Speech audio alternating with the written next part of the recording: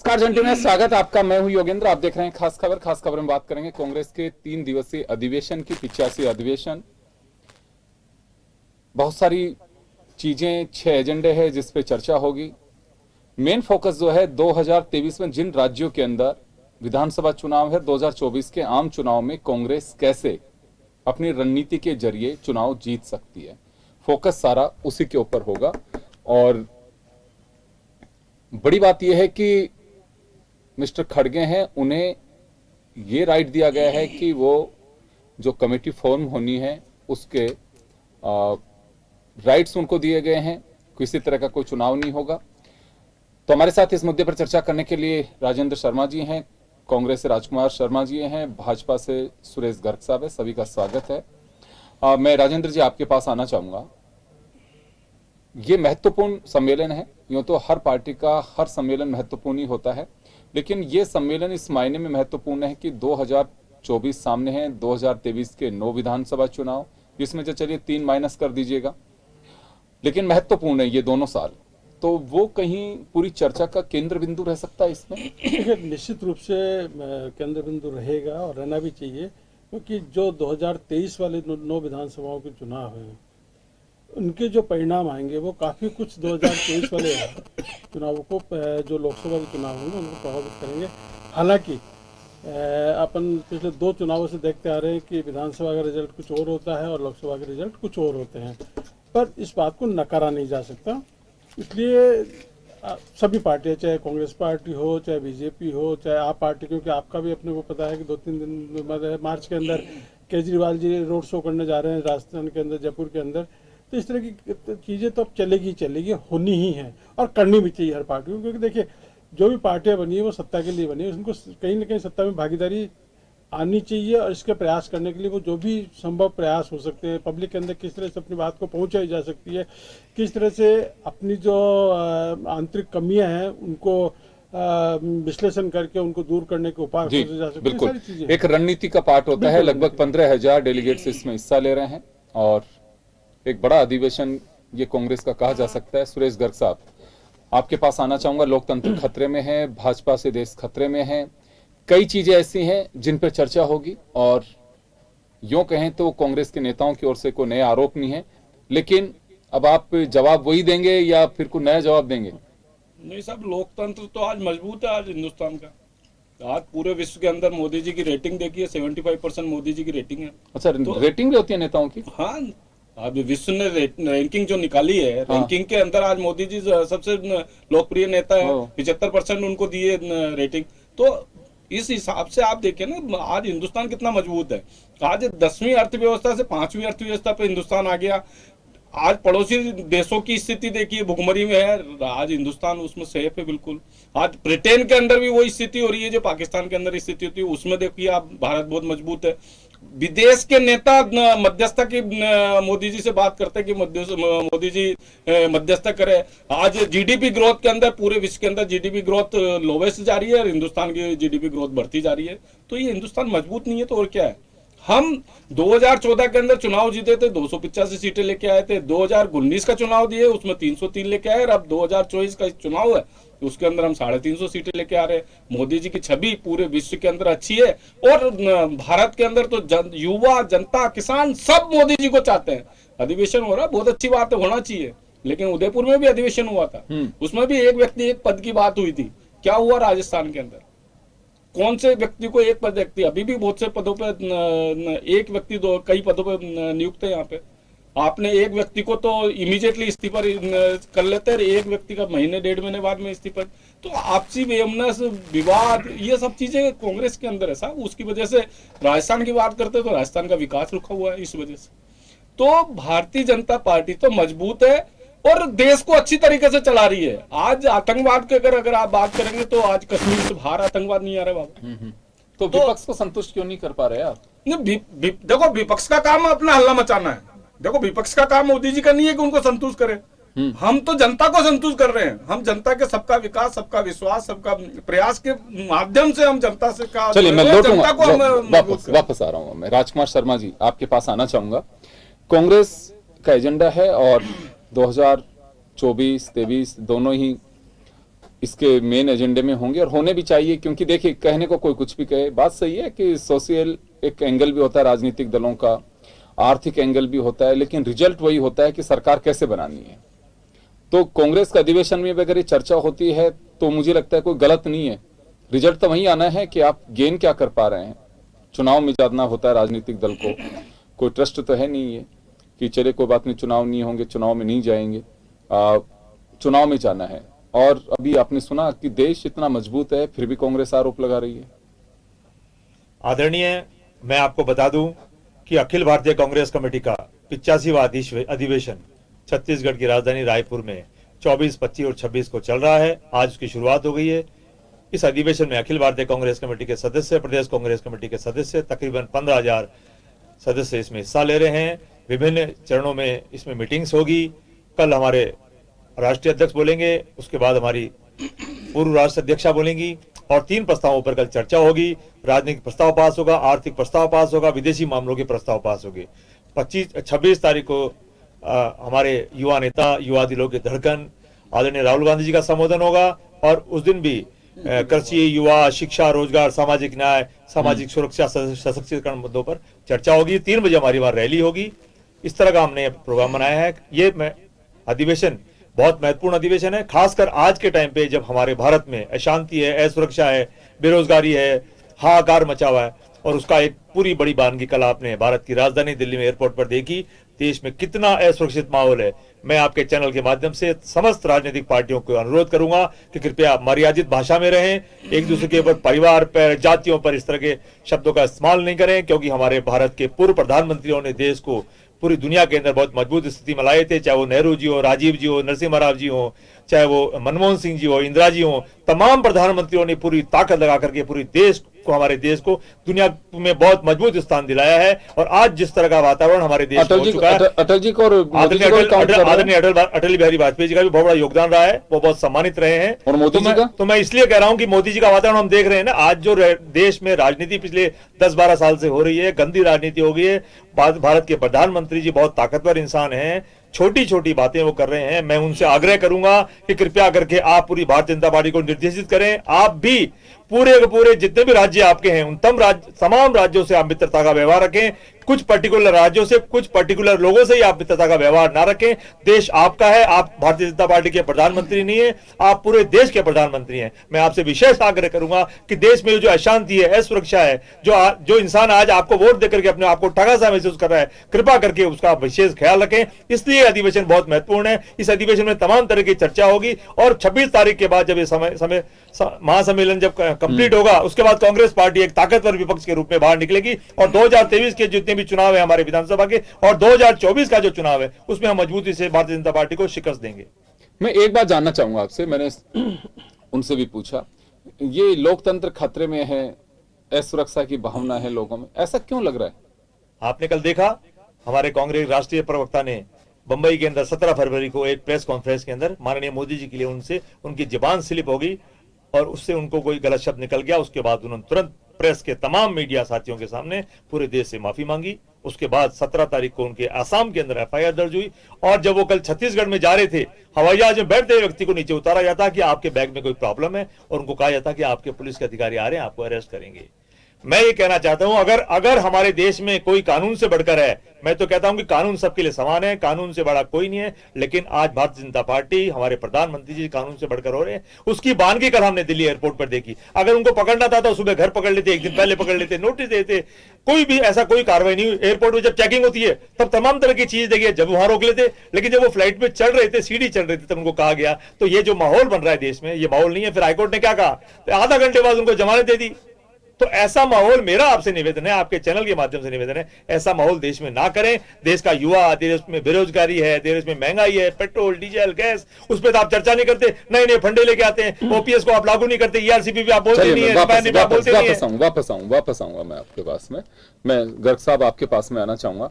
अभी आपने सुना कि जो इस तरह की कार्रवाइयां की जाती हैं, ये भी एक गूंज है इसमें कि पवन खेड़ा को किस तरह से गिरफ्तार किया गया, ये पहले भी की जा सकती थी कार्रवाई। अभी आपने सुना कांग्रेस प्रवक्ता को।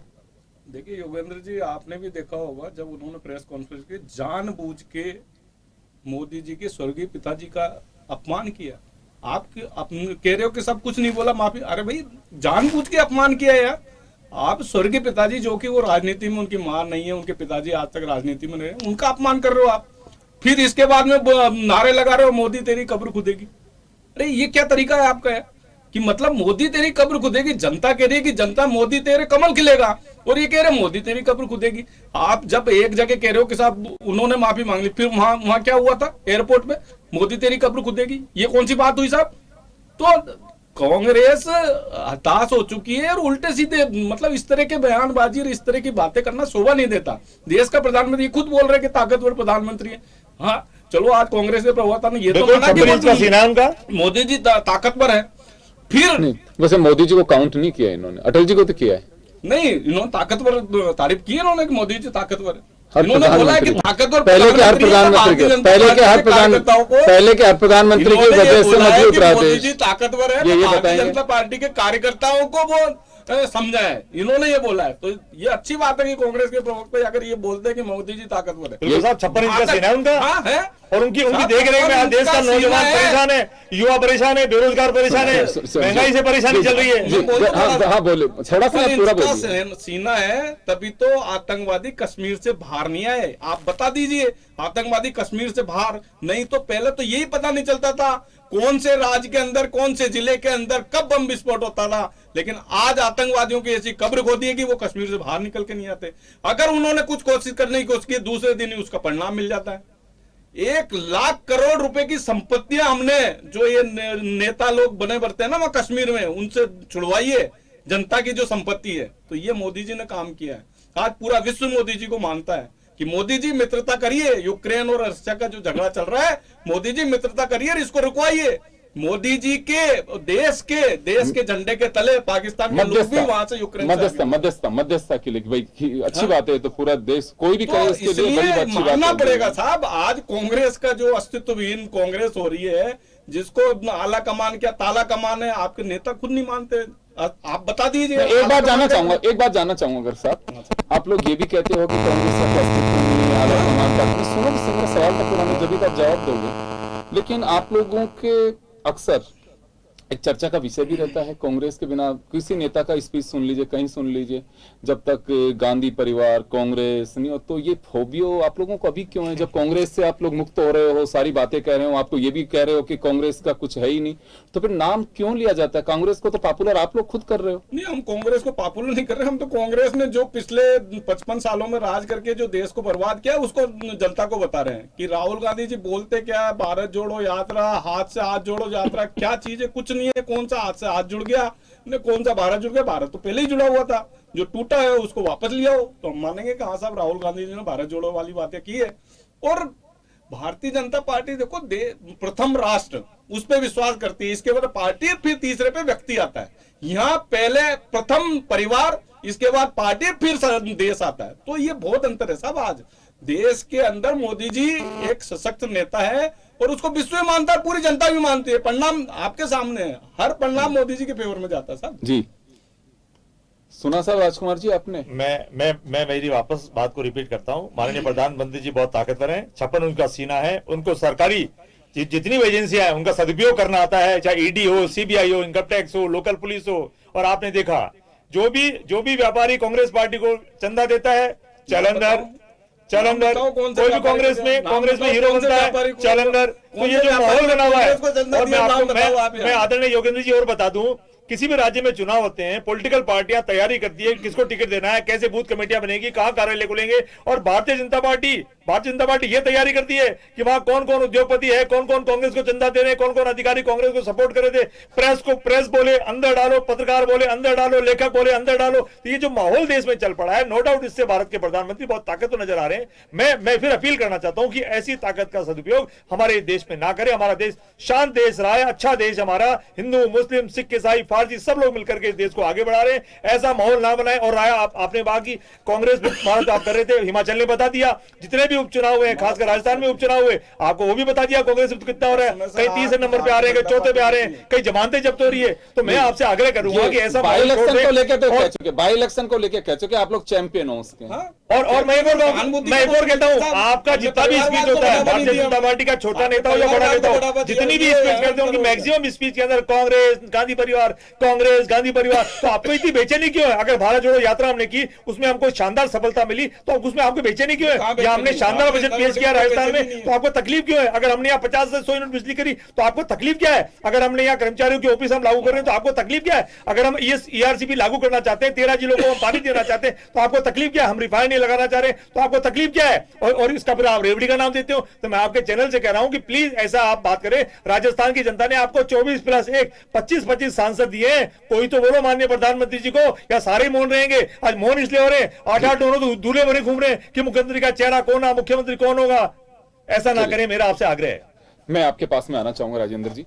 देखिए, मुद्दा यही रहना है, बेशक किसी भी एजेंडे पे जाएं, मोदी जी की वर्किंग स्टाइल, प्रधानमंत्री को घेरने की पूरी तैयारी, क्योंकि चेहरा भी कांग्रेस उन्हीं को टारगेट करेगी जो बीजेपी आगे लेकर के जाने की कोशिश करेगी। जिन राज्यों के अंदर चुनाव होगा वहां पे चेहरा मोदी होगा। जब चेहरा मोदी होगा तो फिर टारगेट भी वही होगा। तो इसका एक मजमून में ये कह सकते हैं कि चुनाव के साथ साथ चाहे वो आर्थिक प्रस्ताव हो, चाहे राजनीतिक प्रस्ताव हो, इर्द गिर्द मोदी के रहेगा ये पूरा सेशन। नहीं देखिए, एजेंडा भी अगर लेकर के आएंगे तो घेरा कैसे जा सकता है मोदी को? पर मैं इसमें ये जोड़ना चाहूँगा, ये सलाह देना चाहूँगा, क्योंकि वैसे तो निर्णय पार्टी के लेवल पे होना है सारी चीज़ें। पर देखिए, जैसे कांग्रेस मुक्त भारत की बात की जाती है, या विपक्ष की बात की जाती है, या मोदी जी मोदी जी से मुक्ति की बात की जा रही है, तो देखिए एक्चुअल में क्या है कि नेगेटिव पब्लिसिटी भी पब्लिसिटी होती है। इसलिए यदि जो वर्तमान स्थितियाँ चल रही है, जिसको अगर उनको लेकर के यदि पार्टी एजेंडे में पारित करती है, उसमें प्रस्ताव पारित करती है, ज़्यादा करती है, तो वो ज़्यादा फुलफ्रूट होंगे। क्योंकि यदि मोदी जी के नाम पे तो अब अल्टीमेटली उन्हीं की पब्लिसिटी होनी है, या राहुल गांधी जी के नाम पे पीजीआई वाले कुछ करते हैं तो मैं अल्टीमेटली इन्हीं से पब्लिसिटी समझा रहा था। होनी मैं कहा आप लोग हर भाषण में, हर स्पीच के अंदर किसी भी पार्टी के नेता और राहुल गांधी का और गांधी परिवार का जिक्र होता है, तो पॉपुलर तो ये लोग कर रहे हैं। पॉपुलर कर रहे हैं। इसलिए इशू बेस यदि कोई एजेंडा पास होते हैं तो वो ज़्यादा पब्लिक को इम्प्रेस कर पाएंगे, मेरा ये मानना है। जी बिल्कुल, एक विजन दिखाया जाना विजन चाहिए कि आप दिखाया जाए। करोगे क्या हम ये आगे क्या जाकर करेंगे, के। ये नहीं करेंगे, क्योंकि जो मोदी जी मैं कर रहे एक हैं। बात और कहना चाहूंगा, जैसे देखिए अभी विपक्ष से अभी हमारे साथ में मिस्टर गर्ग बैठे हुए हैं। कुछ चीजें ऐसे हैं कि कांग्रेस खुद भी अवसर दे रही है। अब उदयपुर डिक्लेरेशन इन्होंने जारी किया, कुछ ऐसे एजेंडे साथ में लेकर के गए जिनका आता पता ही नहीं है। ये टाइम बाउंड प्रोग्राम और उसकी मॉनिटरिंग होनी चाहिए कि हम जो एजेंडा पब्लिक के बीच लेके जा रहे हैं, कार्यकर्ताओं जिसके लिए तैयार कर रहे हैं, वो वास्तव में धरातल पे उतर पा रहा है कि नहीं उतर पा रहा है। देखिए योगन जी, देखिए एजेंडे जो पास होते हैं उनमें कई चीज़ें होती है, कई मुद्दे जुड़े होते हैं, कई उसके पीछे आगे पीछे कई चीज़ें होती हैं। इसलिए जो एजेंडा पारित हुआ है या जो भी प्रस्ताव पारित हुआ वो 100% लागू हो, इसको आप बाध्यकारी नहीं मान सकते हैं।